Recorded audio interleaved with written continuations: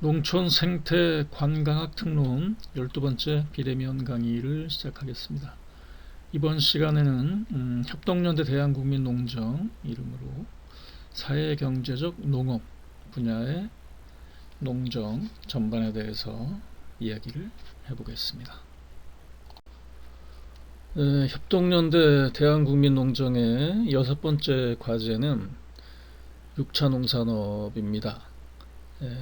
6차 농산업화의 정도, 바른 길을 찾자는 제안이고요. 제가 생각하는 6차 농산업의 바른 길은 중소농의 협동과 연대 방식입니다. 우리나라 대부분의 농가가 기업도 마찬가지지만 중소농, 심지어 영세농 들이 90% 이상을 당연히 점유하고 있고요. 그러니까 규모화, 기업화, 조직화가 된다면 일부 상위 그리고 자본이 많이 필요한 자본적인 상업농 중심의 6차 농산업에 편중될 수밖에 없을 겁니다.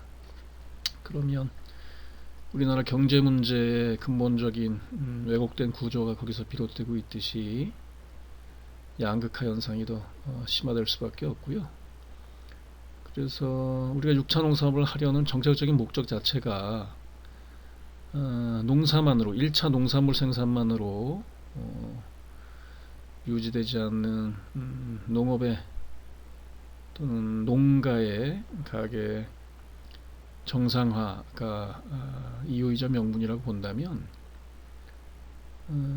1차 농산물 생산에 집중하고 있는 중소농들의 소득과 안정된 농가 경영 또는 가계 유지라는 목적에 저는 좀 더 비중을 두는 정책이 집행이 되어야 된다는 생각입니다. 그 방법은 중소농 개별 단위로서 경쟁력 갖추는 건 어려운 일일 테니까요. 구조적인 문제죠.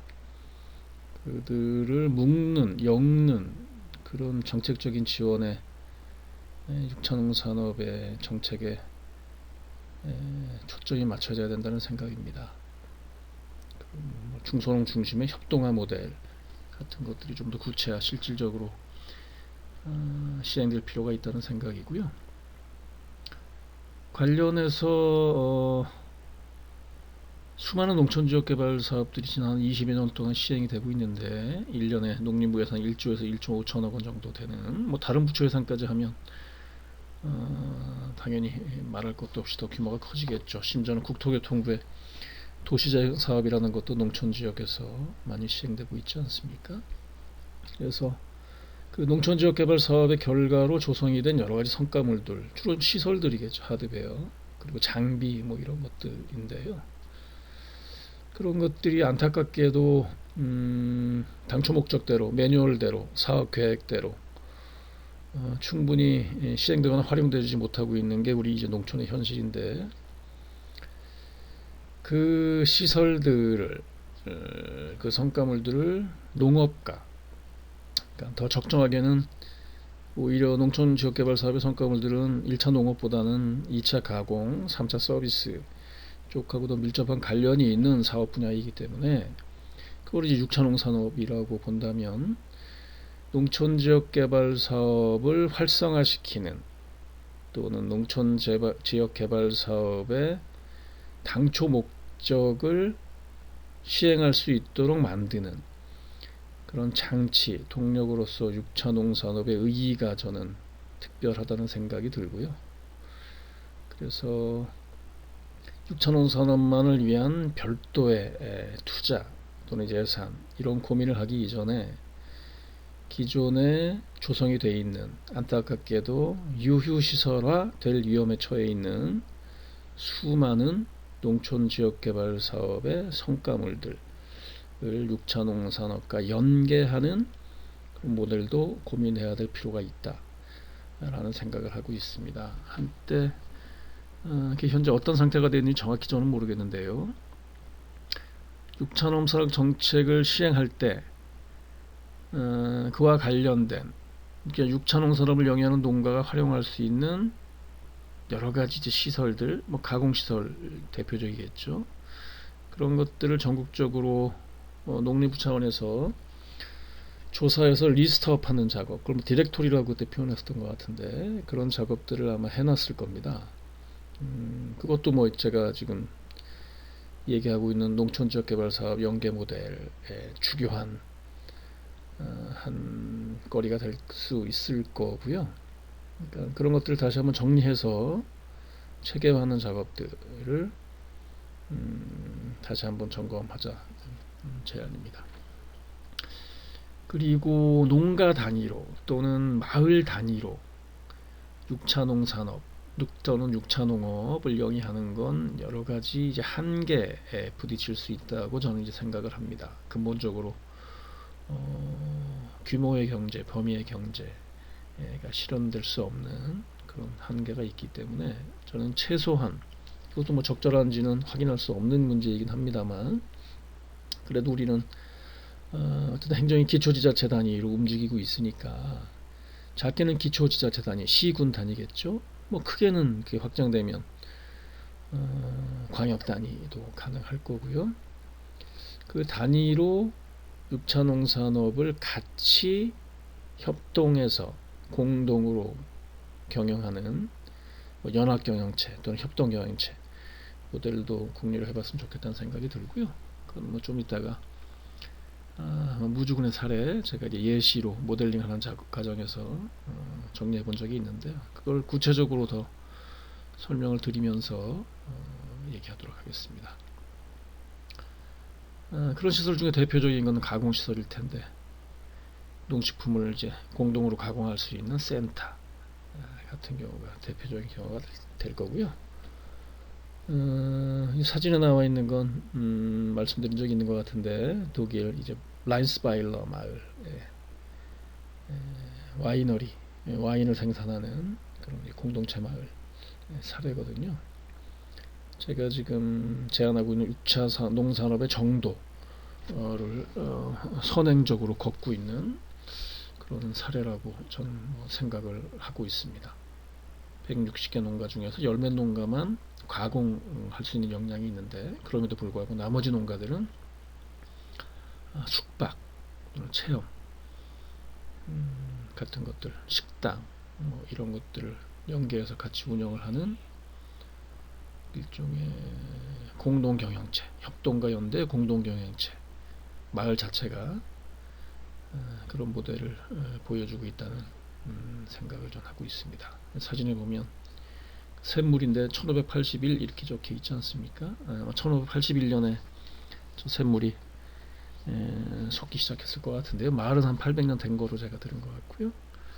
그러니까 샘물이 저 와인 공동체, 와인을 테마로 하는 공동체 마을의 동력이 될 수 있다는 상징적인 그런 사진이라고 저는 생각을 합니다. 그 다음에 7번째 대한국민논문 과제는 기업화 농산업입니다. 근데 이때 기업화라고 얘기하는 건 자본 또는 상업적인 기업, 이 독과점하는 그런 농산업을 의미하는 게 아니고 마을과 또는 지역이 함께하는 예전으로 치면 둘의 공동체로 농사를 짓듯이 그런 기업을 의미합니다. 넓게 얘기하면 마을 기업이 결국 뭐 그런 취지였고요. 최근에 제가 많이 쓰고 있는 지역 단위의 협동경영체가 이제 그런 의미라고 볼 수 있습니다. 마을 단위의 농업공동체는 뭐 여러 가지 사례가 있습니다. 농림부에서 한 뭐 들녘공동체 관련된 뭐 사례도 있고, 일본 쪽에도 뭐 그런 모델이 있는 거로, 정책이 있는 거로 제가 듣고 있고요. 단지 많이 전국 단위로 보편화되거나 활성화되고 있지 않아서, 또는 우리나라 농가들의 현실이 중소농 심지어 영세농 수준의 농사 규모라서 마을 단위 농업 공동체를 결성을 하고 운영을 하는데 적절하지 않은 경우들이 대부분의 지역이라서 일반화되지 않은 그런 한계가 있긴 한데요. 농사를 짓는 단계부터 이제 농업 공동체 개념으로 대안을 모색하는 작업들이 어쨌든 선도적인 지역에서 이루어지고 있습니다. 그 다음에는 중소농들이 모여서 생산하는 단계부터 생산자 협동조합이죠. 제가 이제 첨부한 사진에서 보듯이 독일의 슈베비시할 그 생산자 협동조합 게마이샤프트 말씀을 제가 드렸지 않습니까? 호헨로의 지역시장이라는 일종의 로컬 푸드마켓도 같이 운영하고 있고, 유기농 식당, 뷔페 식당도 같이 운영을 하고 있고, 그러니까 한 1,500가 농가 정도의 축산 농가, 그러니까 양돈 농가죠. 양돈 농가들이 모여서 30몇 년째 역사를 지금 쌓고 있는 세계적인 대표적인 중소농 생산자 협동조합의 모델을 보여주고 있는 곳이거든요. 우리나라도 뭐 저게 아주 효과적인 또는 실질적인 방법이라고 생각합니다. 중소농들이 기업화 단계로 넘어갈 수 있는 그런 유력한 방법이라는 생각이 들고요. 그리고 마케팅도 당연히 자연스럽게 공동으로 이루어질 수 있어야 되겠죠. 이 마케팅적인 이론에서 뭐 밸류체인이라고 하지 않습니까? 생산, 가공, 유통, 뭐 선순환되는 그런 중소농끼리도 그런 마케팅의 밸류체인을 얼마든지 가동시킬 수 있다는 생각이 듭니다. 이게 일단 제가 한번 예시를 한번 들어본 거고요. 제가 살고 있는 무주군의 이제 지도입니다. 이제 지역 단위, 그러니까 시군 단위, 기초지자체 단위의 공동체 사업을 협동해서 경영하는 그 네트워킹 모델입니다. 꼭 현실적으로 그게 더 효과적이라면 굳이 뭐 독립된 단일 기업으로 법인화를 하지 않아도 저는 무방하다는 생각이에요. 물론 그 협의회라는 네트워킹이라는 게 너무 어려운 일이긴 하지만 서로 구속력이 없고 책임감을 가지기 어려운 구조이긴 하지만 만약에 가능하다면 서로 간의 믿음과 협동이 가능해서 그러면 굳이 경직되어 있는 독립법인으로 운영하지 않아도 저는 뭐 무방하다는 생각을 하고 있습니다. 예를 들면 뭐 이런 식이에요. 무주에도 뭐 30여 개 되는 마을이 이런저런 정부의 지원 사업을 받아서 소위 농촌적 개발 사업, 그리고 6차농 산업, 심지어는 사회적 경제, 뭐 이런 공동체 사업들을 영위하고 있는데요. 물론 묶여져 있긴 하지만 협의체, 그리고 지원하는 중간 지원 조직도 이미 가동을 하고 있긴 하지만 농가 단위는 말할 것도 없고 단일 마을 단위에서 당초의 목표대로 심지어는 취지대로 공동체 사업을 영위하고 성과를 만들어내는 건 쉬운 일이 아닌 걸 확인할 수 있습니다. 이 무주의 문제가 아니라 다른 지역도 마찬가지이겠죠. 물론 그 중에서 몇 개 마을 정도가 성과를 보여서 다른 마을들이 그 마을을 이제 모델로 삼고 따라가는 그런 모습을 보여주긴 하지만 농촌이 안고 있는 농업이 안고 있는 구조적인 문제 한계 때문에 당초 생각한 일정대로 목표대로 성과를 보이기가 어려운 그런 문제점들이 있습니다. 그래서 그런 문제를 해결하기 위해서 좀 더 나은 성과를 보여주기 위해선 각 마을 간에 또는 각 농업 경영체 간에 서로 부족하고 없는 부분들, 그건 뭐 인간의 노력으로 될 수 없는 부분들이 있지 않습니까? 예를 들면 사람이 없는 문제, 자본이 없는 문제, 를 인력으로 하는 데는 뭐 한계가 있는 문제니까요. 그래서 가령 같이 지자체 단위의 협동경영체를 하나 결성을 하고 가장 현실적으로 협력적으로는 독립법인 공동의 법인을 하나 만드는 게 그 협동조합이 됐든 영농조합이 됐든 심지어는 주식회사가 됐든 아니면 사단법인이 됐든 하나 만들고 그걸 플랫폼으로 해서 각자가 없는 것들을 서로 채워주고 남는 것들을 나눠주고 그리고 필요한 것들을 서로 빌리고 뭐 이런 플랫폼이 만들어지면 각 마을이나 농가가 안고 있는 문제점들, 한마디로 규모의 경제, 범위 경제를 이룰 수 없는 사람, 자본 또는 역량 뭐 이런 것들이 부족해서 해결할 수 있지 않을까라는 생각을 했습니다. 구체적으로 한번 예를 들어보면 무주에 어떤 마을에 가면 숙박을 아주 잘하는 마을이 있어요. 숙박시설이 잘 돼 있는 거죠. 그리고 어떤 마을에 가면 교육을 잘합니다. 대안학교가 자리 잡고 있고 뭐 이러니까 당연히 마을 교육 공동체를 지향하는 마을들이 있고 그리고 어떤 마을에 가면 가공을 잘하죠.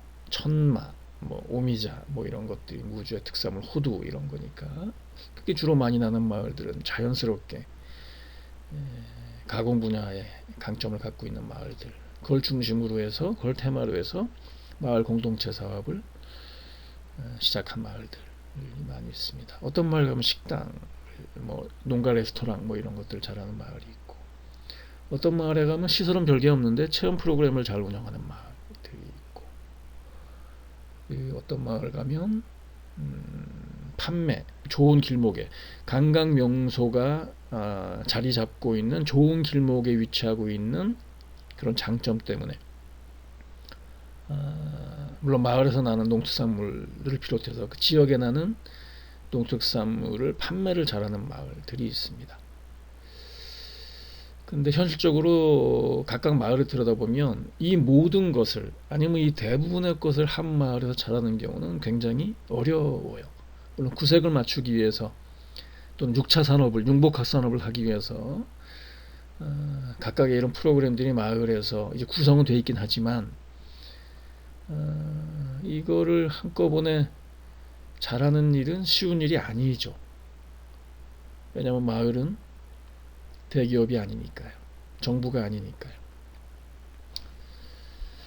그래서 각 마을들에서 이런 거를 다 껴안고 고민하고 있을 게 아니라 더 이상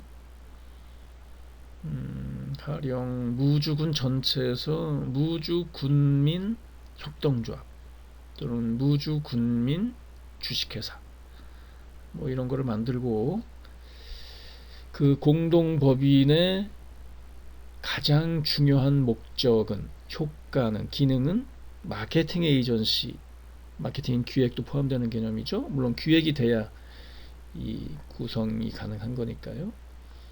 각각의 마을이 갖고 있는 가장 좋은 상품, 프로그램, 서비스들을 잘 팔아주는 역할을 그 공동법인에서 할 수 있으면 마을도 좋고 지역 전체도 좋고 하는 시너지 효과 같은 것들을 이룰 수 있겠다라는 생각이 들었습니다. 가령 예를 들면 무주군에 한 30개 마을이 있는데 어떤 마을에 그러니까 도시에 있는 사람들, 방문하는 사람들 또는 구매하려는 사람들, 소비자 입장에서 봤을 때 무주에 어떤 마을에 가장 좋은 숙박시설이 있고 가장 좋은 먹을거리가 있고 가장 좋은 농산물이 있고 하는 것들을 알기가 어렵죠. 물론 무주군청 홈페이지에 행정적인 정보가 있고 농촌농어 관련된 포털 사이트에 가면 다양한 정보들 같은 것들이 제공이 되고 있지만 그것들을 단순하게 접근해서 일반 방문객, 고객, 소비자 입장에서 가장 현명한 최선의 판단을 하는 데는 어려움이 있습니다. 그런 어려움을 해결해 주는 방법은 그 각자 소비자로 하여금 가장 좋은 정보를 찾고 하는 어려운 노력들을 줄여주는 방법이죠. 그러니까 이제부터는 무주군에는 공동법인, 마케팅 에이전시 역할을 훌륭하게 수행할 수 있는 공동법인이 있다면 그 공동법인의 홈페이지에 들어가면 내가 특별히 따로 노력을 하지 않아도 가장 좋은 잠자리가 있는 마을, 가장 좋은 농산물이 있는 마을, 왜냐면 거기 다 모여 있는 거니까요. 일일이 찾아 들어가지 않고 그 마을을 가장 최선의 정보 선택을 제공받을 수가 있고, 그래서 앞으로는 소비자 입장에서는 무주의 어떤 마을, 특정한 마을을 기억할 필요 없고 찾아갈 필요도 없이 단지 무주군민협동조합 또는 무주군민 주식회사만 알고 있으면 언제든지 무주군에 있는 최선의 마을, 최선의 농산물, 최선의 체험 프로그램을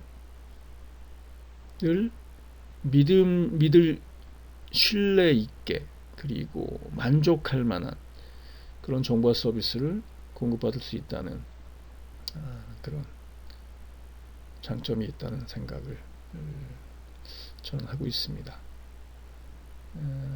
가까운 사례로 유사한 사례로 진안 마을 주식회사 같은 경우가 있긴 한데요. 거기 출류할 지점이 다르긴 했어요. 그게 어떻게 보면은 지역 단위의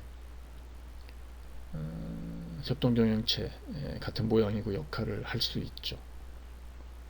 무주 진안군에 있는 각 마을에 생산하는 농산물들 같은 경우 거기 모이고 로컬푸드 직매장에, 그리고 식당도 같이 붙어 있고, 또 그 진안에 이제 농수산물을 원재료로 한 가공품, 식품 같은 것도 만들고 관련된 체험이나 축제 같은 것도 하고 있고 중심적인 역할을 하고 있죠. 진안군이 그동안에 각 마을 단위에서 해왔던 그런 성과들이 모인 곳이거든요.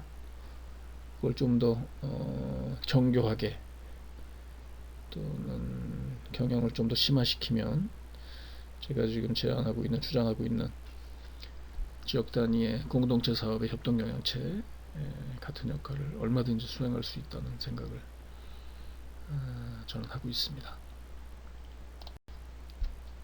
그 다음에 대한국민농정의 8번째 과제 또는 제안은 먹거리 정의입니다. 미국 쪽에서도 하고 있는 거라서 푸드 저스티스 이렇게 이제 번역이 될 텐데요. 저는 먹거리 자체가 사회 정의라는 생각이 들어요. 먹을 수 없으면 모든 사람들은 살 수가 없으니까요. 먹거리가 이를테면 상품이 되거나 흥정의 대상이 되거나 이럴 수 없다는 생각을 근본적으로 갖고 있거든요. 그러니까 먹거리라는 거는 그 자체가 곧 인권이라는 생각을 하고 있습니다. 그래서 좀 그 실감이 나는 예를 들면 사진에 나오듯이 장수에 있는 이제 어떤 부분은 오래전부터 이런 일을 하고 있습니다. 지금은 약간 다른 일에 또 집중을 하고 계신 거로 제가 듣고 있는데, 꾸러미 사업을 해요. 마을이 이제 귀농인들의 공동체 마을이라서, 그래서 이런저런 이제 농산물들, 가공품들을 모아서 도시에 있는 소비자들한테 공급을 해주고 있는데요. 예를 들어서 그 꾸러미 한 구자당 3만 원이라고 한다면, 이곳은 그 10%를 더 받습니다. 그러니까 33,000원을 받게 되죠. 그러면 어떻게 되냐면 10구자가 모이면 한 구자가 더 생기는 셈이 되는 거죠. 11번째 구자가 생기는 거죠. 3,000원 10%씩을 더 받으니까. 그래서 이분들은 그 나머지 한 구자, 11번째 구자로는 뭘 하냐면 지역도 마찬가지겠지만 지금 도시에 있는 소위 우리가 얘기하는 취약계층, 사회 취약계층들, 그러니까 돈이 많지 않아서 또는 가난해서 좋은 먹거리를 먹고 싶어도 능히 사 먹을 수 없는 그런 계층들이 엄연히 우리 사회에는 있지 않습니까? 그런 계층들한테 기부를 하는 이제 소위 운동에 가까운 그런 활동을 하고 있어요. 그걸 이제 먹거리 정의 운동이라고 부를 수 있을 텐데요. 뭐 그런 식입니다. 그래서 우리는 뭐 식품기부 활성화법 뭐 이런 것도 있고 푸드뱅크 뭐 이런 게 있지 않습니까? 그리고 뭐 쿠폰 뭐 이런 걸 발행을 하기도 하고요. 그리고 뭐 이것저것 다양하게 농민시장 또는 농민식당 이런 것들이 생기기도 하는데요. 이런 것들이 좀 더 본격화될 필요가 있다. 그리고 각각의 선지자들 아니면 활동가들이 떠맡을 일이 아니고 먹거리 정의는 사회 정의이기 때문에 국가나 사회가 감당해 줘야 될 책무라는 생각이 들어서 가령 먹거리 운동 같은 경우 열심히 하시는 뭐 단체나 그런 활동가들이 있는데요. 그게 좀 더 제도화가 돼서 정부가 좀 더 적극적으로 능동적으로 관여를 해서 가령 농촌과 도시 또는 농민과 도시민 먹거리 정의 연대 같은 네트워크 같은 것들이 만들어 질 필요가 있다라는 생각을 합니다. 그 다음 9번째 이제 농정 과제인데요. 농산물 유통입니다. 좀 혁신적인 그 대안이 마련될 필요가 있는 분야죠. 농산물을 생산해도 팔 수 없거나 제가격을 받을 수 없거나 아니면 처음부터 생산을 조절을 할 수가 없거나 결국에 과잉 생산해서 폐기될 그런 위험을 안고 불안한 농사를 시작을 하거나 이런 일들이 비일비재하지 않습니까? 그게 바로 유통의 구조 문제가 이제 불합리해서 생기는 문제라는 그런 생각이 들고요. 그래서 농민들한테 물어봐도 뭐 어떤 조사 자료, 설문조사 자료를 보면 뭐 농민의 버킷리스트 1위는 농민과 도시민, 농촌과 도시가 상생할 수 있는 직거래라는 이제 답을 하거든요. 그래서 그걸 해결하기 위해선 로컬 푸드 좀 더 강화될 필요가 있고요. 그리고 꾸러미 사업 같은 이게 뭐 CSA라고 해서 뭐 커뮤니티 서포티드 뭐 에그리컬처 뭐 이 정도 아마 번역이 될 것 같은데요.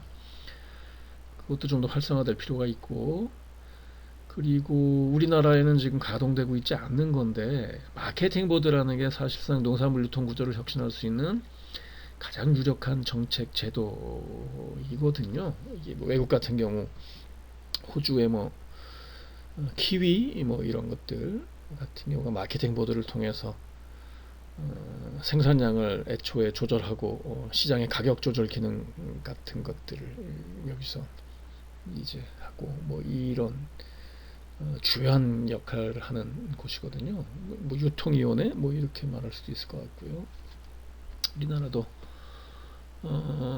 농민운동가들 또는 농업에 대한 특히 유통에 대한 고민을 하고 있는 사람들이 가장 선결되어야 될 과제로 마케팅 보드를 주장을 하고 있는데요.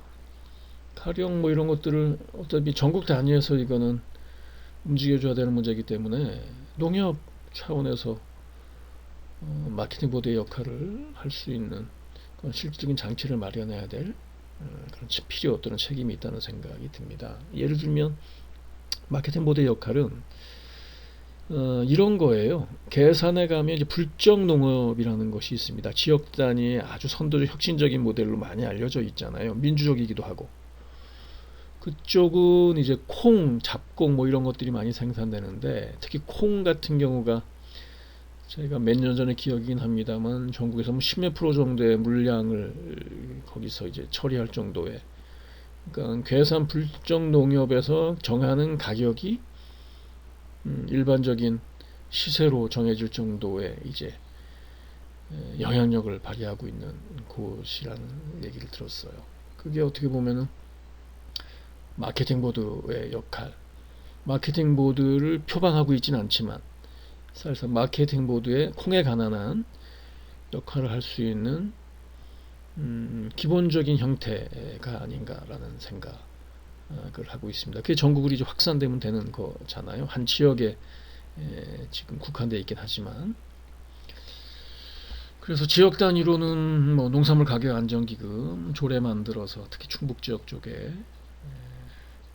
활성화되고 있는데요. 이런 것들도 전국 단위로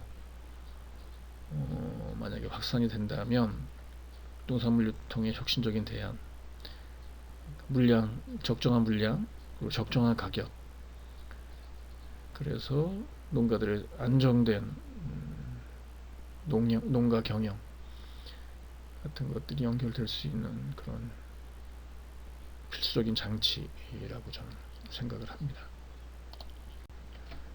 10번째 대한국민농정 과제는 친환경 농업입니다. 친환경 농업 관련 단체는 이렇게 주장을 오랫동안 이제 하고 있어요. 일종의 구호일 수 있는데요. 한반도 전역을, 그러니까 남한뿐만 아니라 북한까지도 포괄하는 개념이죠. 통일농업 이런 것들 얘기를 또 하는 지금 단계니까요. 유기농업의 생태 해방구로 만들자, 이런 당찬 이제 선언 또는 구호를 외치고 있습니다.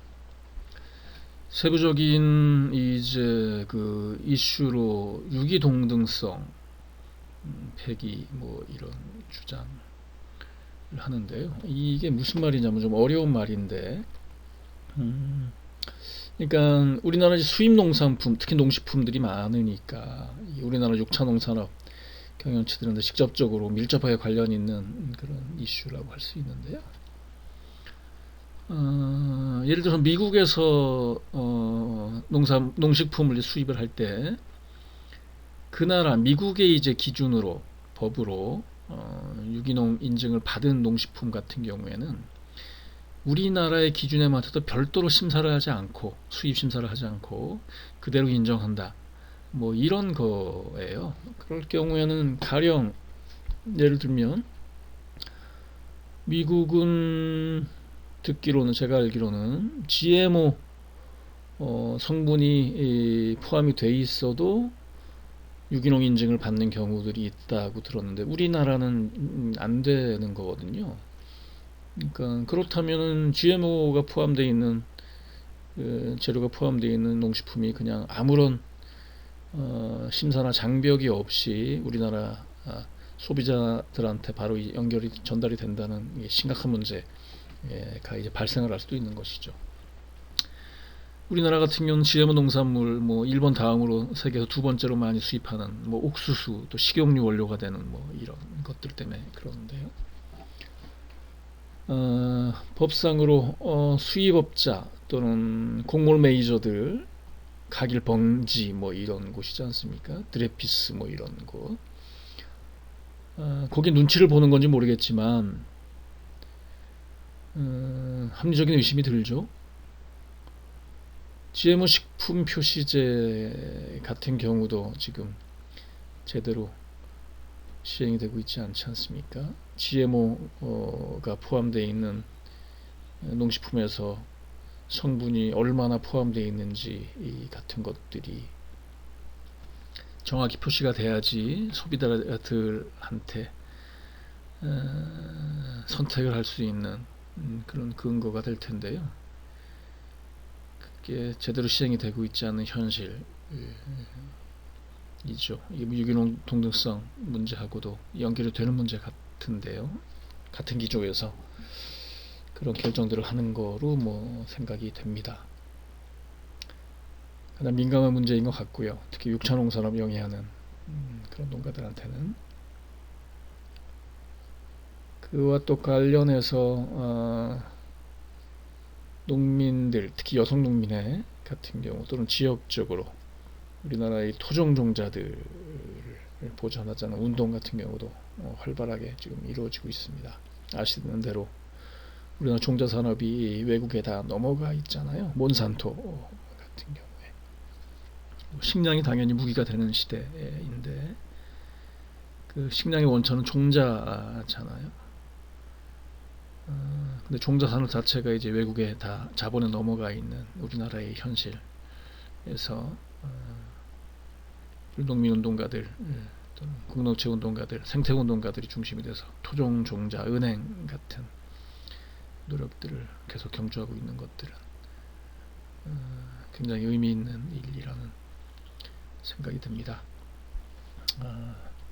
마을 단위, 권역 단위로 유기농 순환농업단지 같은 것들이 6차 산업 복합단지뿐만이 아니라 좀 더 확장될 필요가 있다는 생각이 있습니다. 그 다음에는 이제 농업 관련된 또는 사회적 근로 농업 관련된 이제 5가지 과제를 이제 살펴봤고요. 그 과제에 따른 구체적인 정책 해법들, 대안들 한 25가지 정도, 각 과제당 5가지의 해법이라고 할 수 있는데요. 그걸 살펴보도록 하겠습니다. 중소농 협동연대에 관련된 6번째 과제에 관련된 5가지 정도의 해법인데요. 중소농은 사회복지로 보살피자라는 주장입니다. 대농들은 현재 우리나라 농정당국이 유지하고 있는 돈 버는 농업의 경제적인 관점, 일변도의 정책이 맞을지 모르겠습니다. 그러나 대다수의 중소농들은 90몇 %가 될 그런 돈 버는 농업의 경제정책이 맞지가 않습니다. 그거는 돈을 벌고 싶다고 해서 돈을 벌 수 있는 게 아니니까요. 돈을 벌 수 있는 조건, 기반, 준비를 갖춰야지 할 수 있는 것들이 아닙니까? 그거는 일부 그런 역량을 갖춘 자본도 있고 규모도 갖추고 조직도 갖추고 영향력도 있는 대농들에 해당되는 일일 거라서 기업농, 대부분의 중소농들은 그런 경제적인 관점보다는 방법보다는 정책보다는 사회적인 방법 관점에서 접근할 필요가 있겠다는 생각을 저는 하고 있습니다.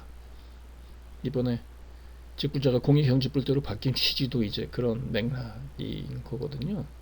그러니까 열심히 아무리 농사를 져도 1,000만 원이잖아요. 올해 발표된 작년에 농가소득 중에서 농업소득을 보니까 1,020만 원 정도가 됐던데요. 이게 제가 알기로는 20년째, 30년째 아마 1,000만 원인 거로 제가 알고 있습니다. 20년 전에 1,000만 원은 적지 않은 소득이었을 것 같은데요. 그때 당시 이제 물가나 여러 가지 경제상으로 봤을 때 지금도 1,000만 원이라는 얘기는 이거는 구조적으로 한계 상황을 넘어섰다는 얘기인 거거든요. 농사만으로 먹고 살 수 없는 거죠. 그렇다면은 중소농을 포기해야 되느냐 하는 이제 국가 정책적인 문제의 판단이 필요한데요. 포기할 수 없죠. 왜냐하면 국민이고 시민권이 있는 국민들이니까요.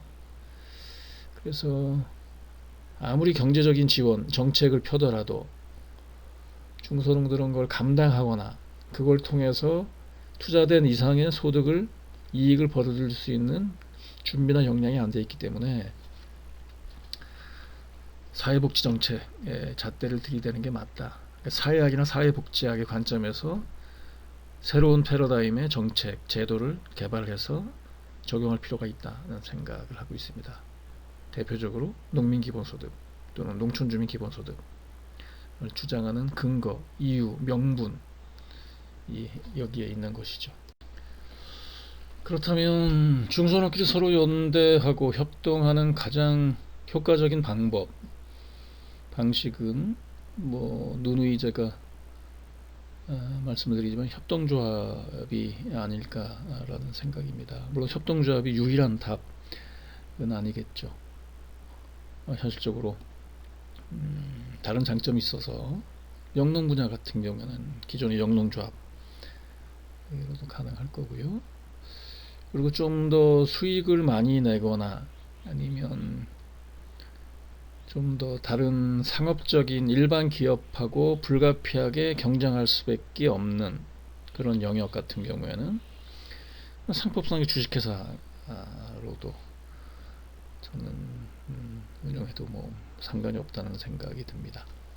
그럼에도 불구하고 협동조합은 공동체 사업을 하는 가장 좋은 그릇 또는 옷이라는 생각을 저는 하고 있어서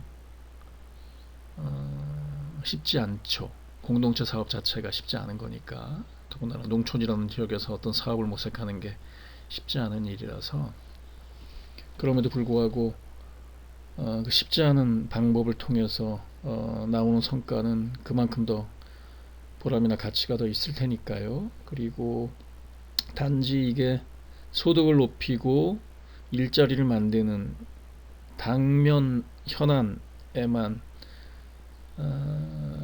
목적이 있는 게 아닐 것이기 때문에, 이 궁극적인 목적은 마을 공동체의 지속 가능한 생활일 것이기 때문에 협동조합을 통한 방법을 모색하는 게 저는 가장 현명한 방법, 어렵지만 현명한 방법이라는 생각을 하고 있습니다. 굳이 협동조합에 대해서는 다른 부연 설명을 하지 않아도 그동안 말을 많이 했고 이후에도 관련된 얘기들을 할 수밖에 없기 때문에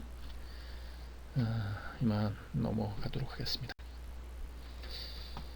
그리고 기본적으로 6차 산업을 하기 위해서는 저는 개인 단위 또는 농가 단위로 하는 거는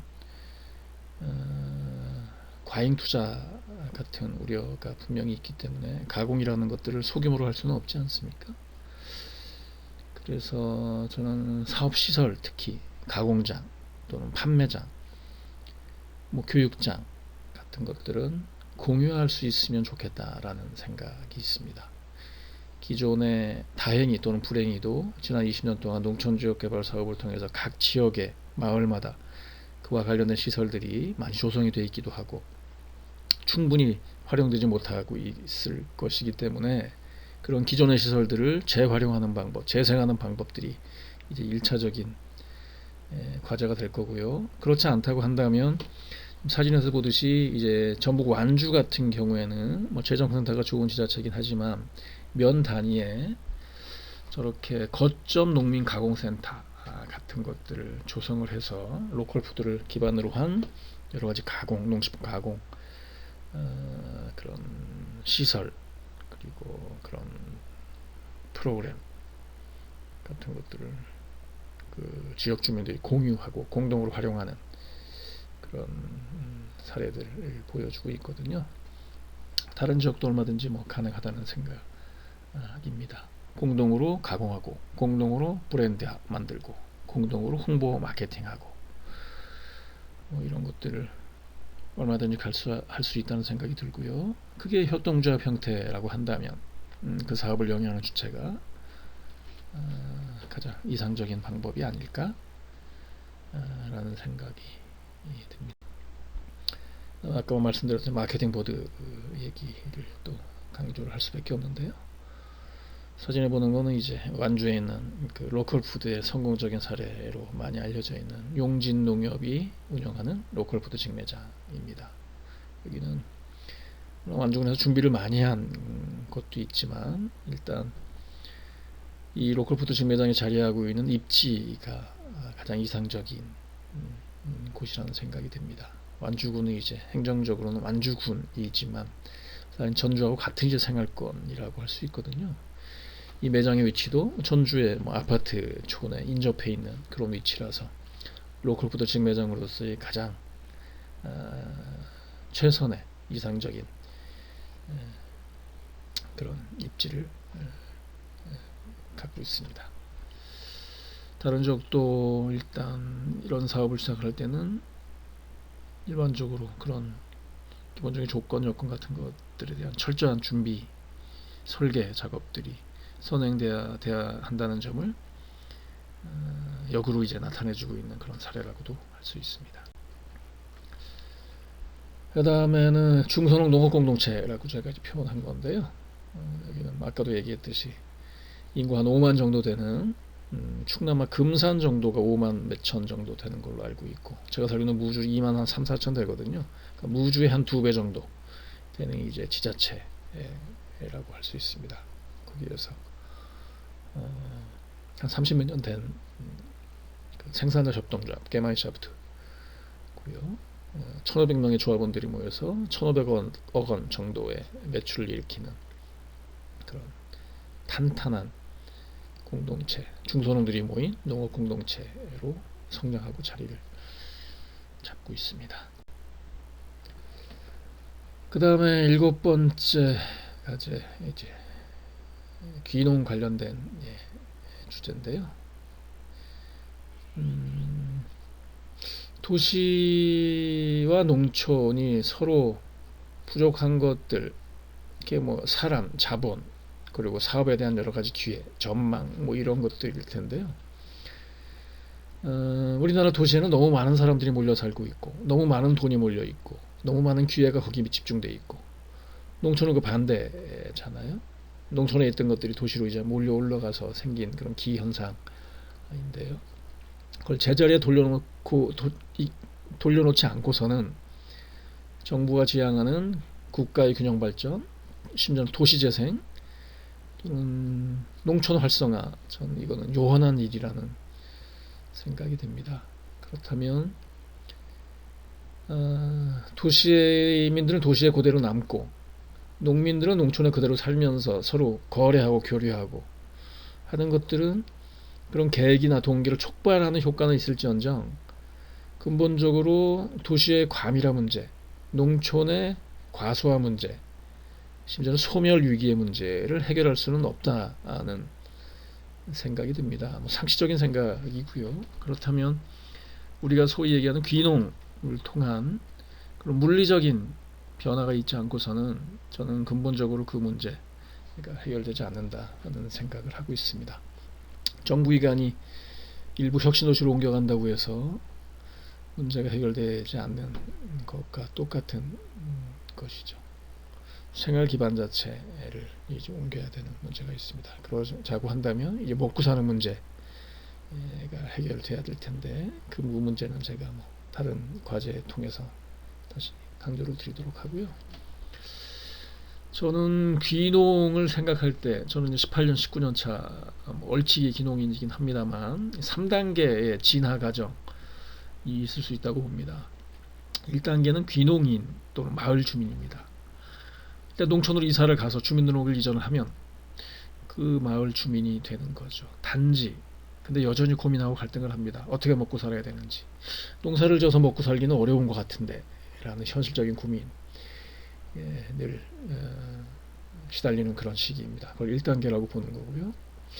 요행이 또는 슬기롭게 용기 있게 그 1단계 아주 수동적인 행정적인 의미로서의 단지 마을에 살고 있는 사람의 단계를 넘어설 수 있다면 2단계 이제 마을 시민의 단계로 진화한 거라고 저는 생각을 합니다. 그 시기는 아무도 알 수 없죠. 저 같은 경우는 5년, 10년 사이가 아니었나 라는 생각을 스스로 돌이켜보면 하고 있습니다. 뭐 아닐 수도 있고요. 마을 시민은 한마디로 뭐냐면 고민은 계속 되지만 먹고 사는 문제 여전히 고단하고 이제 자각은 할 수 있는 단계, 스스로 마을에 살아야 되겠다 또는 마을에서 어떻게 살면 먹고 살 수 있겠다라는 자각을 한 정도, 그리고 노력을 하고 있는 단계입니다. 농사를 짓든 농사를 짓지 않든 농촌에 있는 주민으로 생활하고 정착할 수 있겠다라는 생각, 자각을 하는 단계입니다. 그러니까 나나 내 가족 정도는 먹여 살릴 수 있을 것 같은, 자신까지는 아니더라도 생각이 드는 단계입니다. 대부분의 귀농인들이 이 단계가 아닐까라는 생각을 저는 해봅니다. 그리고 요새는 이런 사람들이 눈에 많이 띄는데요. 그러니까 마을 시민의 단계를 현명하게 슬기롭게 극복을 하면 넘어서면 3단계 마을주의자의 단계로 접어듭니다. 최소한 10년 이상 마을에 살아야 이 단계에 접어들 수 있지 않나라는 생각을 개인적으로 해봅니다.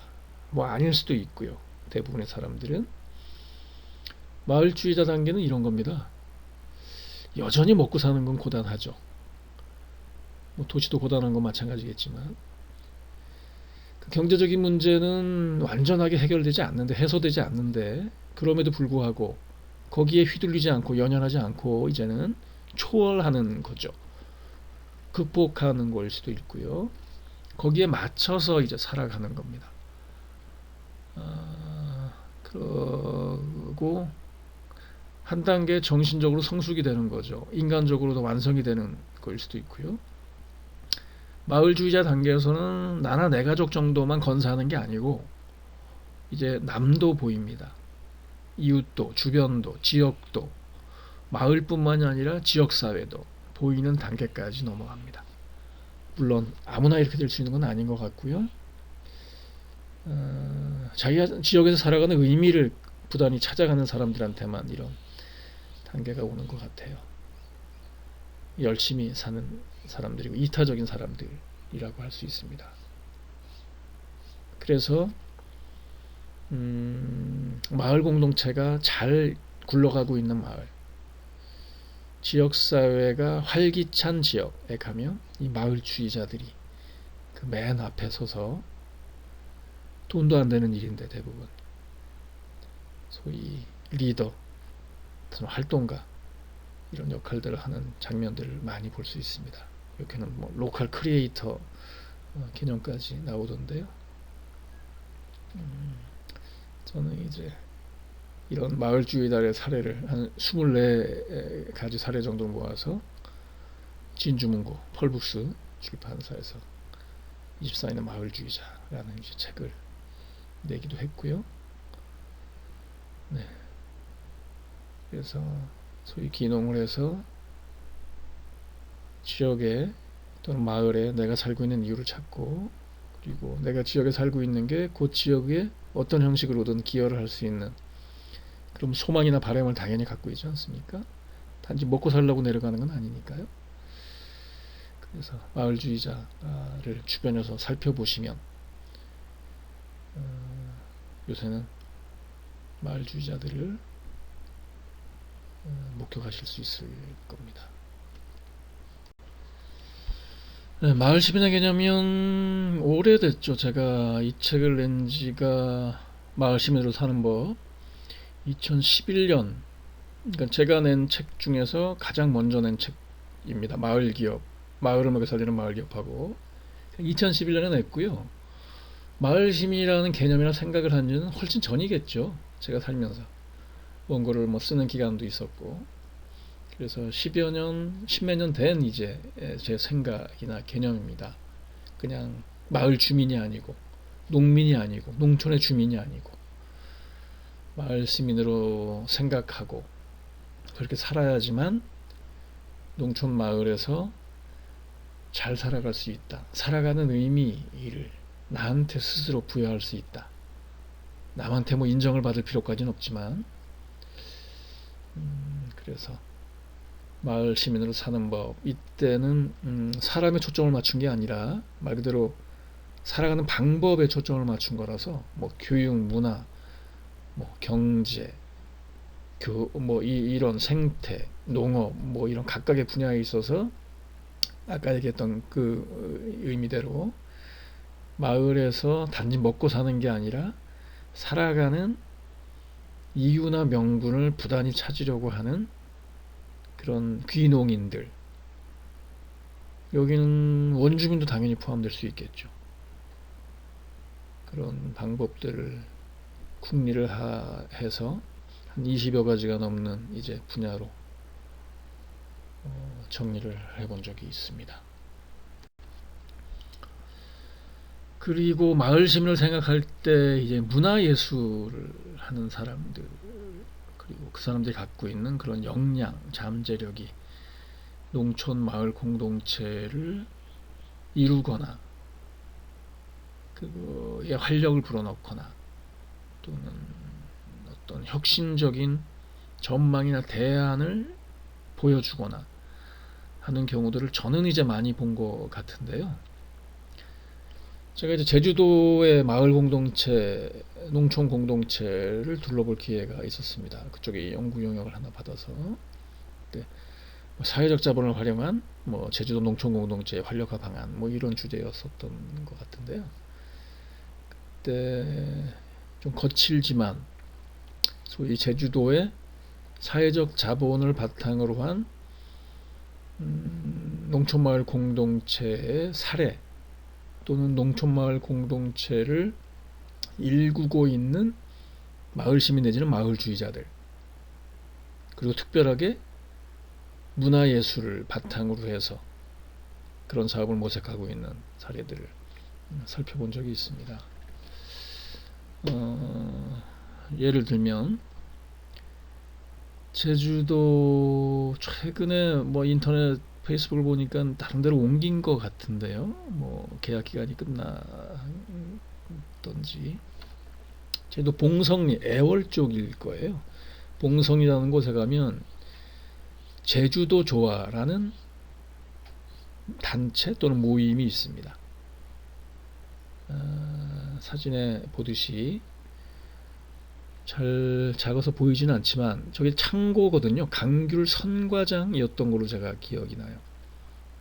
창고를 개조해서 그 창고의 이름을 반짝반짝 지구상해라고 이제 붙여놓고, 그 반짝반짝 지구상해가 하고 있는 일은 문화예술 공방, 레지던시, 카페 이런 게 안에 구성이 돼 있던 거로 기억이 되고요.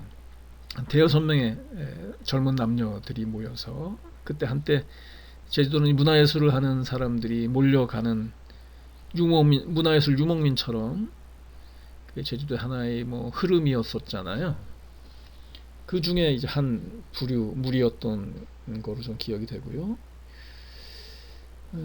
그 구성원 중에서 더 인상적이었던 건 아마 제주도 이제 해녀학교라는 게 있잖아요. 거기서 이제 만난 사람들이 의기투합이 돼서.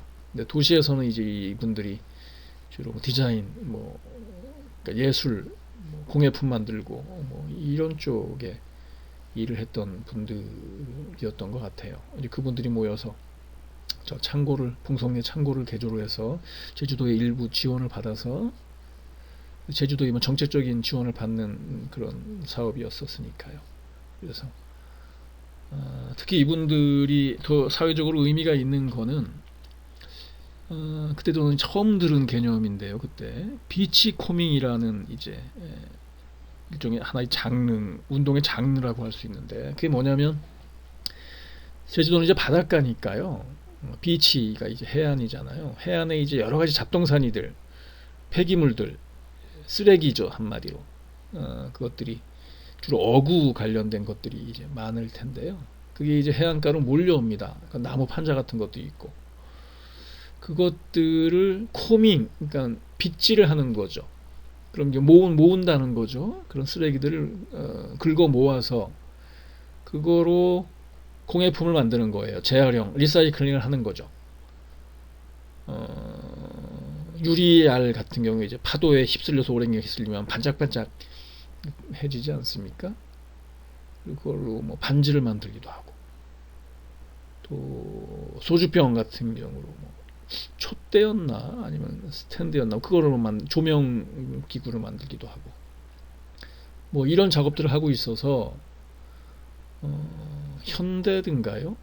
현대 정몽구 재단이라는 곳에서 또 사회적인 활동이기 때문에 후원을 받아서 작업을 하기도 하고 이랬던 걸로 이전 기억이 됩니다. 그 중에서는 현지에서 또 만나서 결혼해서 가정을 이룬 분들도 있고, 이 봉선이가 제가 라는 곳이 언젠가 한번 얘기한 적이 있는 것 같은데, 바로 옆에 이제 사진이 안 보이지만 학교가 하나 있는데 그 폐교 위기 학교를 살리기 위해서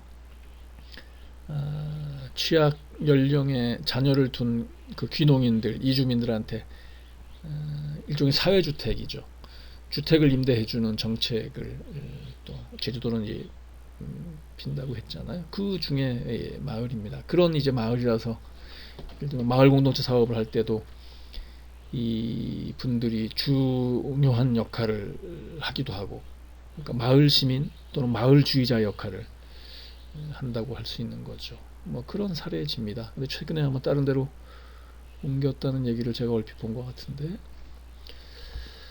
그렇습니다. 그 다음에는 이제 제주도 이제 가실이라는 이제 마을, 문화예술 마을, 정부에서 그런 관련된 지원 사업들을 받아서 대표적인 제주도뿐만 아니라 전국적으로 대표적인 문화예술 테마의 공동체 마을로 많이 알려진 마을입니다. 이 마을이 또 특이한 점은 제주도가 이제 역사적으로 마을 목장 같은 그런 마을의 공유지죠.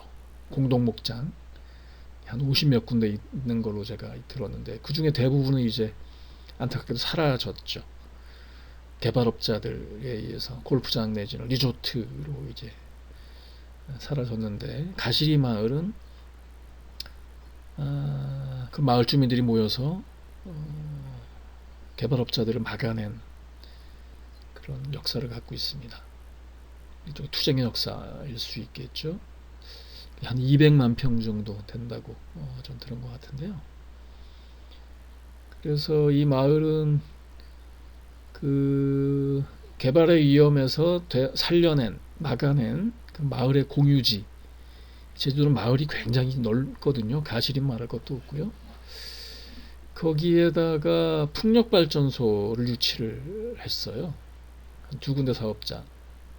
그래서 그 풍력발전소에 땅을 빌려준 것이기 때문에 토지 임대료 같은 게 발생을 하겠죠.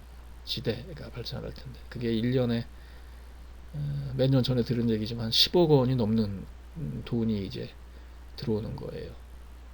마을에 이제 모든 사람의 돈이죠. 그래서 가시린 사는 사람들은 전기료를 안 내고 그 돈으로 이제 충당을 할 테니까. 그래서 그 돈이나 또 정부의 지원 사업들을 연결해서 전국의 유일한, 아마 제가 알기로는 뭐 다른 데 있을 수도 있는데, 우리가 국립 도립하듯이 리립 마을 박물관, 조랑마을 박물관 같은 것들을 만들어서 공동체 사업의 주요한 이제 기반으로 활용을 하기도 하고요. 그 다음에 승마장도 있고 카페도 있고 갤러리도 있고 뭐 이렇거든요.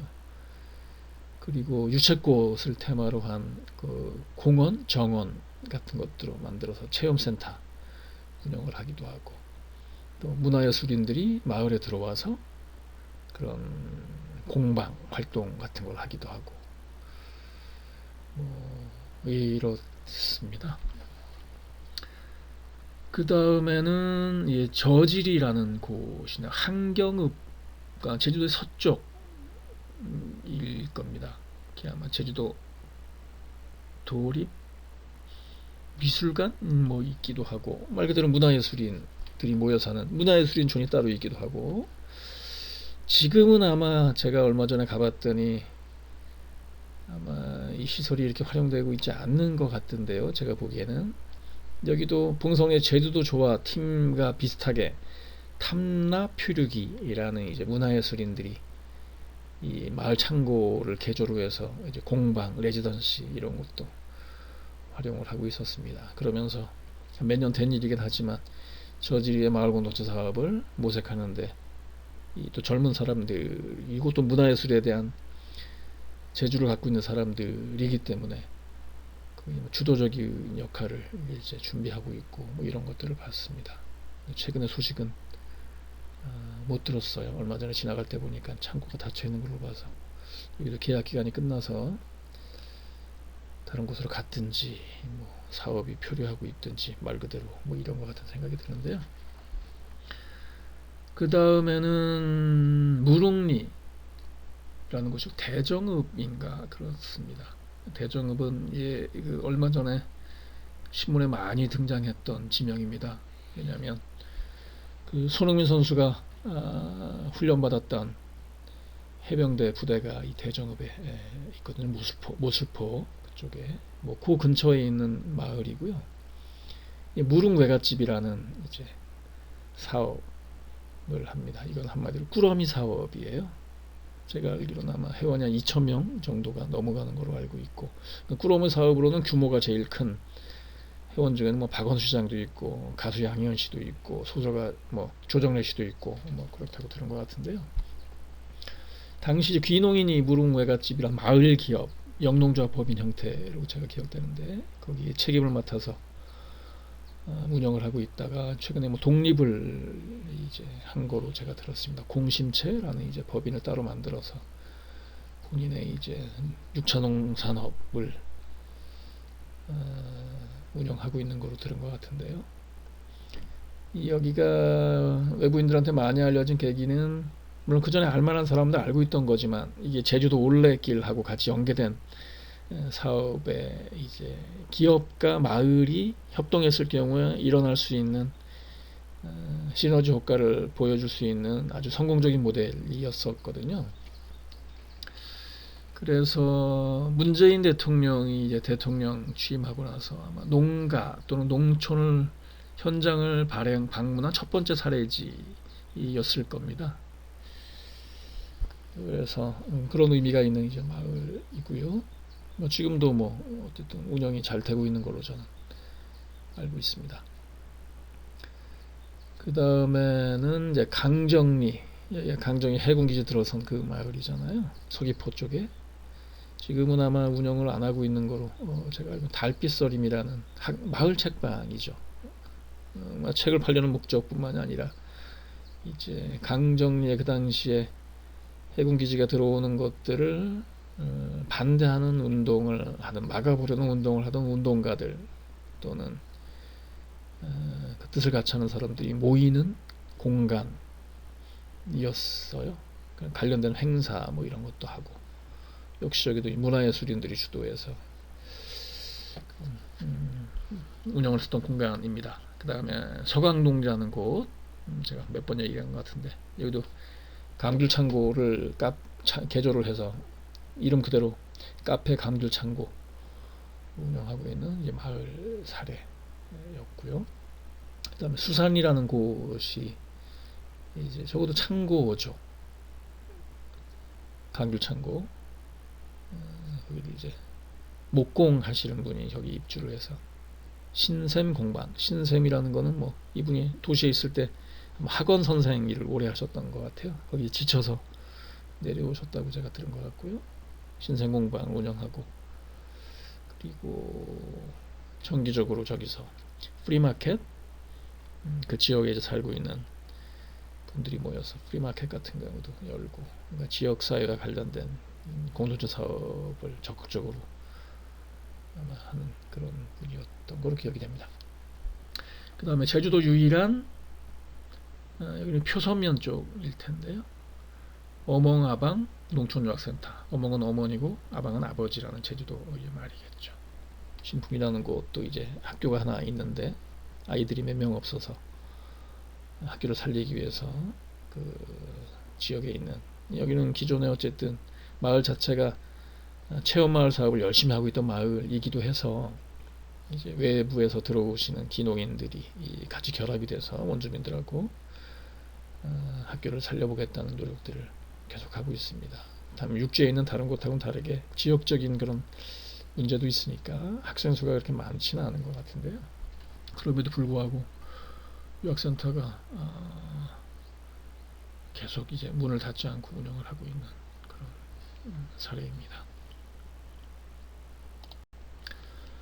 그리고 34번째 해법은 도시와 농촌의 지자체가 손을 잡는 겁니다. 이 34번째라는 건 제가 쓴 책이 농촌마을 공동체를 살리는 100가지 해법의 34번째 이제 주제와 같습니다. 도시라고 하면 이제 서울을 이제 말을 해야 될 텐데요. 서울 같은 경우도 농촌의 지자체와 손을 잡기 위한 노력들을 구체적으로 하죠. 일단 박원순 시장 자체가 예전에 시민운동할 때부터 이 분야에 당연히 관심과 애정을 갖고 있는 분이라서 이제 다른 지자체, 도시에서 하지 않는 좀 더 구체적이고 선도적인 그런 사업들을 하는 거로 인정받고 이제 평가받고 있지 않습니까? 다만 그 효과가 단지 그 사업으로서 또는 프로그램으로서 심지어는 이벤트로서의 의미를 뛰어넘어서 아까 제가 말씀드렸던 실질적으로 물리적인 이동이 가능할 정도의 동기나 계기를 촉발할 수 있느냐 하는 거에 대해서는 좀 더 고민이 필요하다는 생각입니다. 예를 들면 서울시에 아마 서울시 지역상생교류사업단이라는 게 이제 몇 년째 가동되고 있는 걸로 알고 있는데, 외부 이제 농업단체에 그걸 위탁을 맡겨서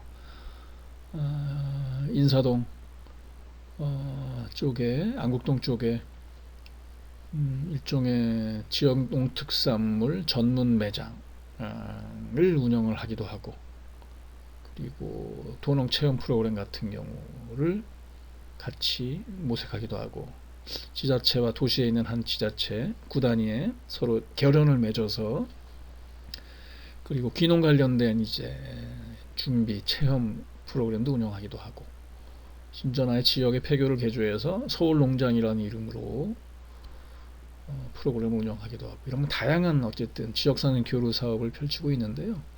다시 강조하지만 그 단계를 뛰어넘어서 단지 그대로 몸은 도시에 있고 집도 그대로 있고 사회적인 정서적인 거래나 교류만 일어나는 정도로는 근본적인 변화는 일어나지 않는다. 물론 그 과정을 통해서 각 개개인들이 각성하고 어쨌든 나름대로의 전환이라는 동기가 생겨서 개인들은 선택을 할 수 있겠지만, 그게 이 사업 자체로서 근본적인 해결, 귀농 하방이라는 물리적인 그런 결심으로 이어지는 데는 조금 아쉬운 점들이 있지 않나 라는 생각이 듭니다. 예산의 문제일 수도 있는데요. 큰 예산이 들어가지 않는 범위에서 얼마든지 그런 사업을 좀 더 구체적으로 심화시키고 실질적으로 만드는 작업은 가능하다는 생각을 저는 하고 있습니다. 그리고 도시농업 많이 하는데요. 도시농업으로 이것도 뭐 마찬가지인 것 같은 생각이 드네요. 지역사회 교류 사업 차원에서 하는 거와 농촌의 농민들이 농사를 짓는 행위에 대한 진정성, 본질을 공감하는 차원, 그리고 좀 더 거기서 나아가자면 도시민들이 이 텃밭 농사를 통해서 치유받는 효과, 사회적인 효과는 이제 기대가 되지만, 심지어는 도시농업 자체를 기존의 농산물, 마트에서 구매하는 농산물을 일부 대체하는 그런 채널로까지 염두에 두는 그 도시농업의 움직임도 있어서 그건 아니지 않은가라는 생각을 저는 하고 있습니다. 그만큼 농민들의 존재감이나 비중 같은 것들이 줄어들 테니까요. 물론 그 판매량으로 이제 상징이 되는 거지만, 뭐 그럼 당연히 정도까지 도시농업이 지금 확장이 돼 있거나 뭐 보급이 되어 있는 상태는 아니라서 기우일 수도 있는데요. 제가 생각하는 도시농업은 뭐 이런 겁니다. 아까 서두에 말씀드렸던 사회적인 목적, 치유를 받는 목적, 농민이나 농민에 대한 진정한 이해를 돕는 목적 정도에 그쳐도 저는 무방하다는 생각을 하고 있어요. 사진에 보듯이 독일의 칼스루에라는 곳, 독일은 뭐 전역이 뭐 이렇게 돼 있는 거로 전 들은 것 같은데요. 제가 방문했던 칼스루에 클라인가르텐이라는 곳입니다. 이게 아마 우리나라에 들어와서 많이 벤치마킹이 된 모델 같은데요. 도시농업 특히 하시는 분들한테. 여기는 한 100여 평 되는 그 칼수루에 사는 시민들한테 각 가구당 100여 평 정도 되는 이제 시에 이제 공유지들이 많아서 옛날에 이제 왕이 사냥하던 사냥터가 이제 도시가 된 거라서 뭐 유럽이나 독일 같은 경우는 이제 공유지가 많아서 이제 도시농업이 얼마든지 활성화되는 조건인데 우리는 이제 그런 문제도 근본적으로 사실 있잖아요. 도시농업을 활성화시키기 위한 그런 근본적인 한계인데요. 그 100평의 땅에 이 사람들이 뭘 하냐면 그냥 농사를 짓지 않아요. 텃밭이 아니에요. 거기는 3분의 1의 목적에 불과하죠. 그 100평 중에 30평은 농사 짓고 텃밭 농사 재미로 짓는 거죠. 휴양의 목적, 치유의 목적으로 짓는 거죠.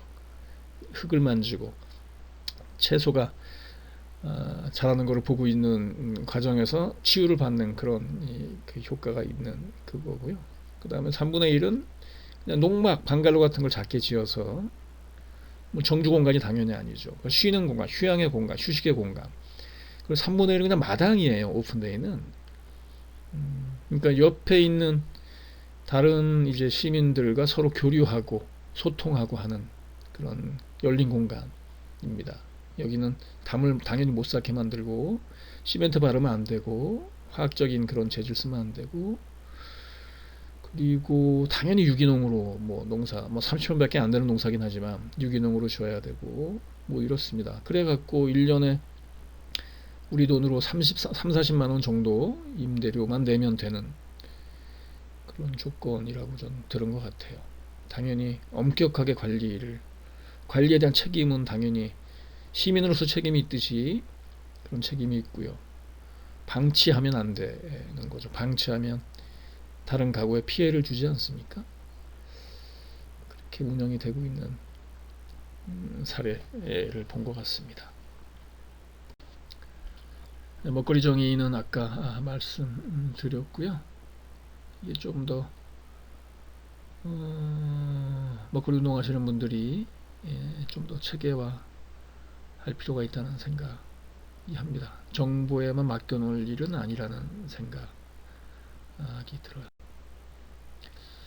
그리고 GMO 농산물 아까 말씀드렸듯이 왜냐면 GMO 농산물 성분을 제대로 표시하지 않는 그런 상황이잖아요. 그런 오해를 살 수밖에 없죠. 미국의 정부 또는 미국의 해외 5대 곡물 메이저의 눈치를 본다는 생각, 의심밖에 할 수 없는데요. 합리적이지 않죠. 그래서 새로 국회가 열리면 농업 관련된 의제 중에서는 가장 먼저 그리고 당연히 이제 손을 봐야 될 부분이 이 GMO 농산물 완전 표시제인 것 같습니다. 심지어는 농정당국의 물론 정부의 입장을 대변하니까 그렇게 말할 수밖에 없다는 이해를 하고는 싶은데요. GMO 농산물이 유해하지 않다라는 궤변까지도 하는 현실이기 때문에 GMO 농산물이 최소한 유해한지 아닌지는 개인이 판단에 맡기더라도 그거를 소비자가 구매할 때 선택을 할 수 있도록은 해야 되는 거 아니냐. 그게 GMO 그 완전 표시 식품 안전 표시제 취지거든요. 그거는 법제화돼야 되지 않을까라는 생각이 당연히 듭니다. 기존에 우리 국내 6차 산업 특히 농식품 가공하는 그 농가 입장에서는 가장 민감하고 예민한 이슈일 수 있습니다. 왜냐하면 수입 농식품하고 경쟁을 해야 되잖아요. 그래서 좀 더 관심을 가져 필요가 있다라는 생각을 합니다. 방사능 오염식품 말할 것도 없죠. 후쿠시마 그때 농산물, 수산물 이런 것들로 지금 큰 나라가 혼란스럽지 않았습니까? 심지어 올림픽에 후쿠시마 쌀을 식단에 올리겠다고 일본의 아베 정권 같은 경우엔 그런 말을 한 적도 있을 정도니까요. 지금도 저희가 모르는 사이에 후쿠시마가 아니더라도 방사능에 오염되어 있는 수산물, 농식품들이 우리 식단에 오르고 있을지도 모르는 일입니다. 왜냐하면 그걸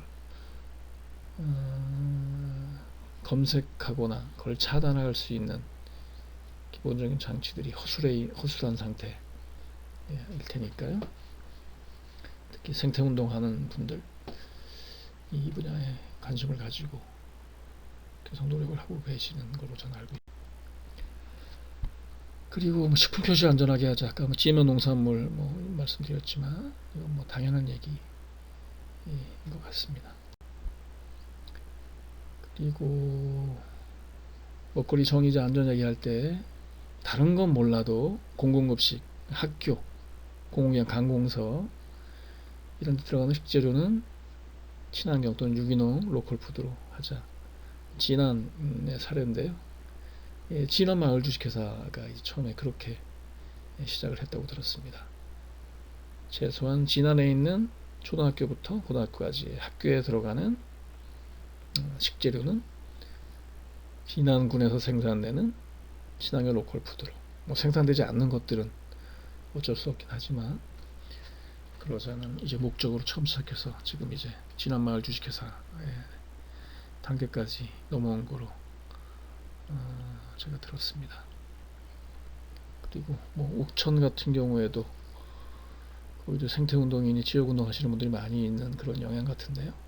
옥천군에 소재한 학교에는 옥천군의 로컬푸드로, 특히 쌀 같은 경우에는 거의 100% 공급되는 걸로 저는 알고 있습니다. 이게 어려운 일 같지는 않아요. 우리가 지역에서 당장 할 수 있는 일 중에 하나인 것 같습니다. 여기도 제가 말씀드렸던 사례 같은데 유럽 같은 경우는 로컬 푸드가 너무 당연한 거고 지역에서는 자기 지역에 생산하는 농산물을 가장 대접해 주는 게 너무 당연한 일이라서, 그래서 여기는 한 번 더 말씀드리면 몬드제 또는 몬드 지역, 우리 말로 하면은 달의 호수 이런 뜻인데요. 알프스의 티롤 지방의 몬드제라는 작은 마을에 있는 로컬 푸드 매장인데요. 관에서 이제 마련해주고 농민들이 거기 입주를 해서 자기가 생산하는 로컬 푸드, 지역 농산물들을 판매하고 공예품도 판매하고 이런 곳인데, 제가 이제 재밌는 이야기가 얽혀 있어서 말씀드렸던 것 같은데, 이 몬드제라는 곳이 사운드 오브 뮤직 영화에서 결혼식 장면을 찍은 교회 또는 성당이 있는 곳이라서 이제 세계에서 그 교회 성당을 이제 보기 위해서 많은 관광객들이 이 작은 마을에 몰려오는데, 그 교회를 가는 이제 길목에 이제 이 매장이 이제 위치해 있는 거예요. 그러니까 좋은 길목에 있는 거죠. 그래서 농민들의 이제 농산물을 판매하고 소득을 보전하는데 나름대로 역할을 하는 그런 사례라서 제가 말씀을 드렸던 것 같습니다. 우루과이 같이 꾸러미 같은 또는 CSA 지역에서 같이 농민들의 농사를 같이 걱정해주고 책임져주는 그런 지역 단위의 노력들 같은 경우도 지역 농업을 좀 더 대안화하는, 어차피 글로벌 경제에서 국가 단위에서 한국 농업이라는 것은 경쟁력을 갖기는 사실 어려운 일이라는 판단이 드니까요. 지역 단위에서 마을 단위에서 이런 사업들 같은 경우를 좀 더 활성화시키는 그런 정책적인 노력이 더 있을 필요가 있습니다. 그리고 6차 산업은 교과서적인 얘기지만 1차가 있어야 되잖아요. 근데 현장을 다녀보면 제가 영남 지역도 6차 산업 인증, 평가, 모니터링 이렇게 하러 다녀보는데요. 그게 우리의 현실이죠. 그 농가의 문제가 아니라 1차에 대한 기반은 거의 없는데 그러니까 1차는 거의 농산물을 외부에 의존하고 있는데 계약 재배를 통해서 2차와 3차만 있는, 또는 아예 3차도 없고 3차는 그냥 허울 그 구색 맞출 정도 형식적으로 있고 사실상의 2차만 있는, 그러니까 농업이라기보다는 공업인 그런 6차 산업체를 적지 않게 볼 수 있는데요. 원래 6차 산업이라는 건 1차 농산물 생산 기반을 지원하기 위해서, 강화하기 위해서 1차 농산물 생산만으로는 충분한 부가가치가 생산되지 않기 때문에 2차 가공, 3차 서비스를 통해서 부가가치를 높이기 위한 그런 정책적인 제도적인 목적 때문에 6차 산업이라는 게 등장했지 않겠습니까? 뭐 일본 쪽에서 뭐 당연히 그럴 거고요. 그리고 유럽 같은 경우에는 1차 농산물 한 다리로 쓸 수 없기 때문에, 한 다리로만 쓰면 넘어지기 때문에 두 번째 다리 2차 가공, 3차 서비스를 해야 된다 라는 게 이제 농촌, 농민의 현실이기 때문에 6차 산업이라는 게 정책적인 이유나 명분이 있을 텐데요. 그래서 우리나라도 현실적인 한계는 어쩔 수 없지만 워낙 1차 농산물, 농업에 대한 기반 자체가 취약해져 있는 상태이기 때문에 그럼에도 불구하고 정상적인 또는 이상적인 6차 농산업을 안정되게 또는 경쟁력 있게 경영하기 위해선 1차가 당연히 중심이 될 필요가 있다. 말씀드렸던 대로 그렇게까지 될 수 없지만 제가 티롤에 제빵 농가 말씀드린 적이 있는 것 같은데, 왜 나가서 그렇게 오스트리아 최고의 빵으로 인정을 받은 그런 제빵 농가인데 왜 나가서 팔지 않느냐라고 제가 물어봤는데 돌아온 대답을 말씀드렸잖아요. 자기가 직접 생산한 1차 농산물, 밀, 우유 뭐 이런 거겠죠. 그것만 재료로 해서 만들어야 되기 때문에 더 많이 만들어서 팔고 싶어도, 그냥 외부에서 계약 재배해서 많이 만들어 다량 생산해서 판매하고 싶어도 그럴 수 없다. 그러니까 욕심을 부리고 싶어도 부릴 수 없다. 라는 이제 대답이 돌아왔다고 말씀드렸던 것 같은데요.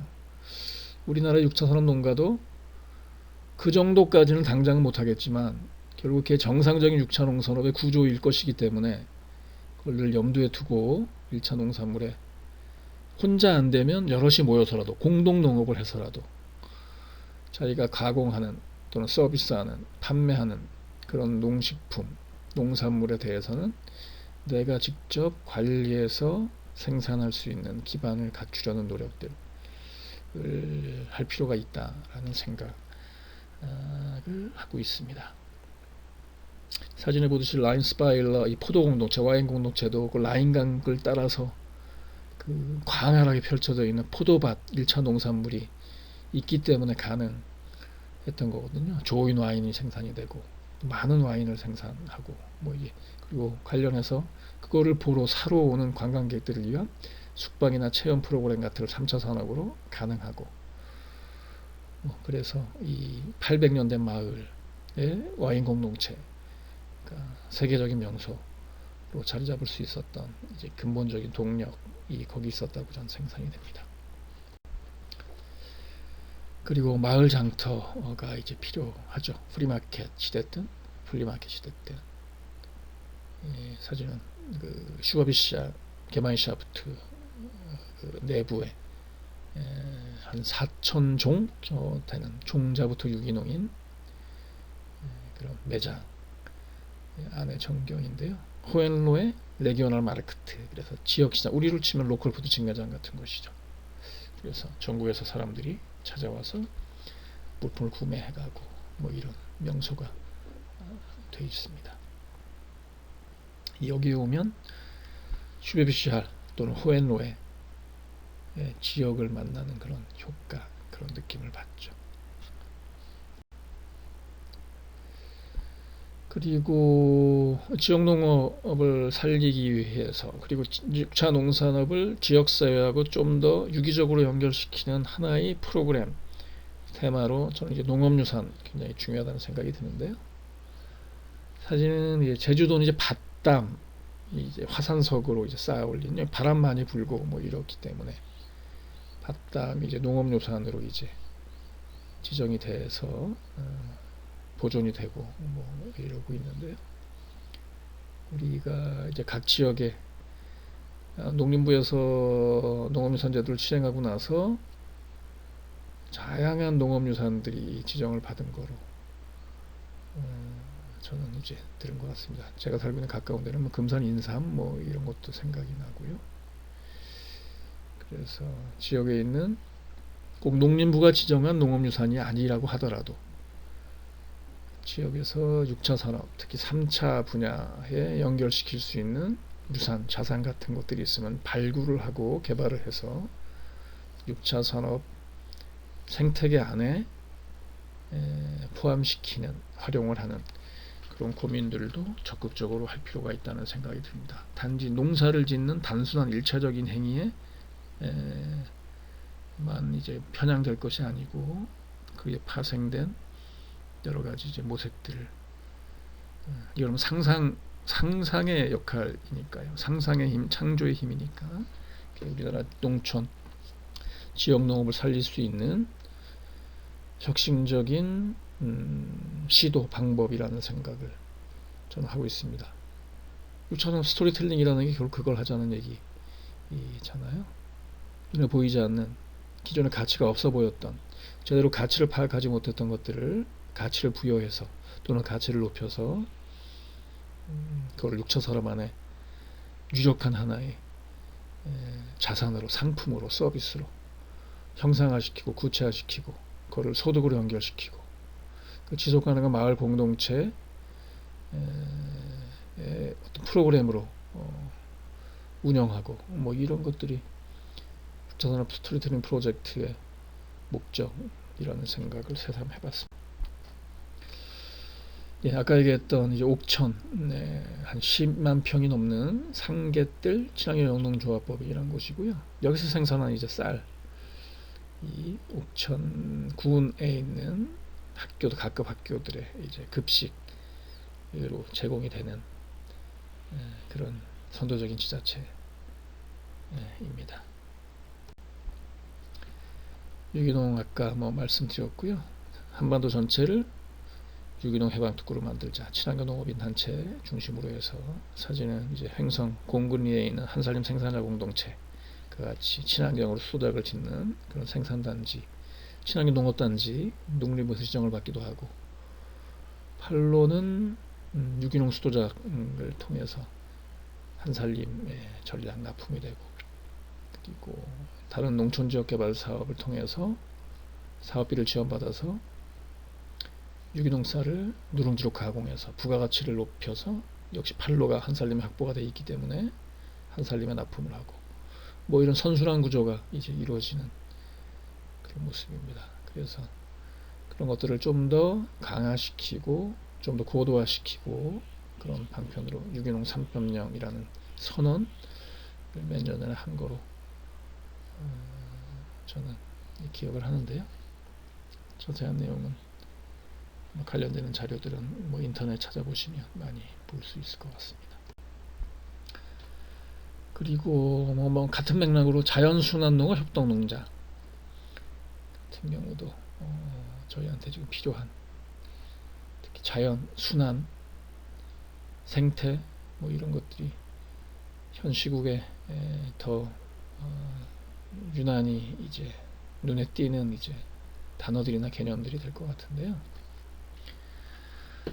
저기는 이제 오스트리아 티롤 쪽에 있는 호플라덴이라는 아마 농가일 겁니다. 축산 농가, 유기농 생햄 뭐 이런 거 가공하는 그런 농가입니다. 오스트리아 최고의 역시 생햄으로 지정받았다고 제가 사례 말씀드린 것 같은데, 저게 한마디로 자연순환 농업을 하는 농장의 모습이라고 할 수 있죠. 생산, 가공, 판매까지 저 농가 안에서 이루어지고, 주변 환경을 말할 것도 없고 저 나라 자체의 농업의 구조 자체가 자연순환 농업의 시스템이기 때문에 그 안에 이 농가들은 충실하게 복무를 하면 되는 그런 역할이죠. 네, 그 호플라덴 농가 생햄 가공하는 그런 사진 보셨죠? 보통 공장에서 저걸 가공하면은 며칠이면 완제품이 나올 텐데, 여기는 몇 주, 그러니까 10배 이상의 노력을 들여서, 물론 그만큼 이제 인정을 받는 거지만 참나무를 태워서 그 숯불로 연기로 훈제를 해서 전통적인 방법으로 유기농 생햄을 가공해서 오스트리아 최고의 생햄으로 인정을 받고, 사람들이 저 농가에 찾아와서 명품 햄을 구매를 하고, 그래서 안정된 이제 자연순환 농업을 운영을 하는 안정된 지속 가능한 농가를 경영하고, 가족 단위로 단지 가족 농이 이제 가능한 시스템이고요. 코로나 이후의 농업은 바로 저 모습이 돼야 되지 않을까 라는 생각을 하고 있습니다. 근데 가만히 앉아서 개인들이 알아서 할 수 있는 노력 이어서는 안 될 것 같고요. 판을 이제 깔아주는 작업들을 정부에서 할 필요가 있죠.